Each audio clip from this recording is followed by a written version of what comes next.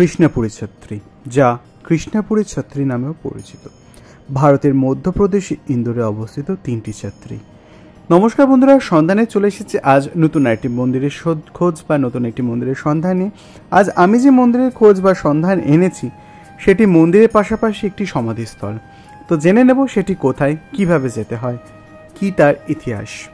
গুরুত্বপূর্ণ ব্যক্তিদের দাহ করার স্থানগুলিতে সমাধিস্থল হিসেবে এই স্থাপনাগুলি তৈরি করেছিলেন, যার ফলে এগুলি হোলকার ছত্রী নামেও পরিচিত।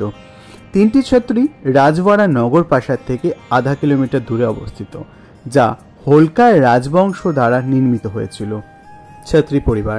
হোলকাররা মূলত মারাঠা সাম্রাজ্যের একটি গৌণ বংশ ছিল। তারা ধৌরঙ্গ বংশের অন্তর্ভুক্ত ছিল, যার উৎপত্তি মহারাষ্ট্রে। মারাঠা সাম্রাজ্যের অংশ থাকাকালীন হোলকাররা মুঘল এবং ব্রিটিশ ইস্ট ইন্ডিয়া কোম্পানির বিরুদ্ধে লড়াই করেছিলেন। তবে তৃতীয় অ্যাংলো মারাঠা যুদ্ধ এবং পরবর্তীকালে 1818 সালে মারাঠা সাম্রাজ্যের পতনের পর হোলকাররা ইন্দোরে ইস্ট ইন্ডিয়া কোম্পানির পক্ষে একটি সুরক্ষিত অঞ্চলে প্রতিষ্ঠা করতে সম্মত হন এবং এই কূটনৈতিক পদক্ষেপের মাধ্যমে হোলকাররা রাজবংশ প্রতিষ্ঠিত হয়, যা 1948 সালে ভারতের স্বাধীনতা পর্যন্ত ইন্দোর রাজ্য শাসন করেছিল।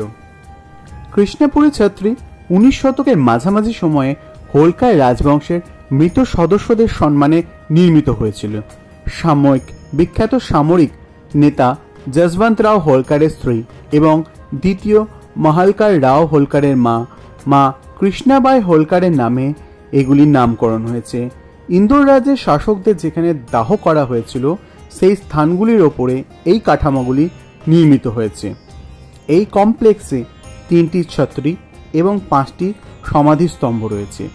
স্থানের পেছন দিকে একটি সিঁড়ি বেয়ে গেছে, কাছে কান নদীর তীরে যাওয়া যায়।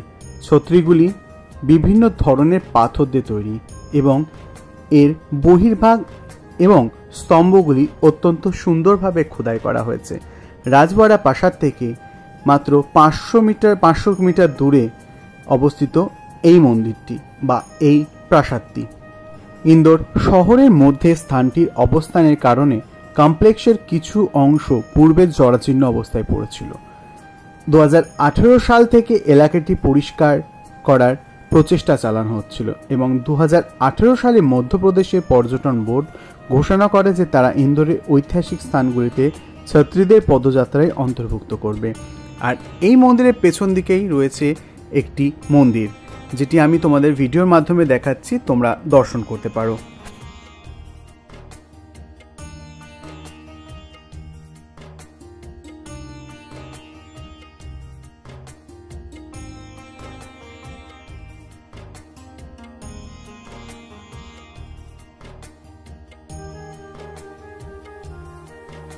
আমি আবারও ফিরে আসবো এরকম আরও নতুন নতুন মন্দিরের খোঁজ, নতুন নতুন মন্দিরের সন্ধান নিয়ে। তো যদি তোমাদের ভিডিওগুলি ভালো লেগে থাকে তাহলে চ্যানেলটি অবশ্যই সাবস্ক্রাইব করে দেবে, পাশে থাকা বেল আইকনটিও প্রেস করে দেবে, যাতে নতুন মন্দিরের খোঁজ বা নতুন মন্দিরের সন্ধানগুলো আগে তোমার কাছে যায়।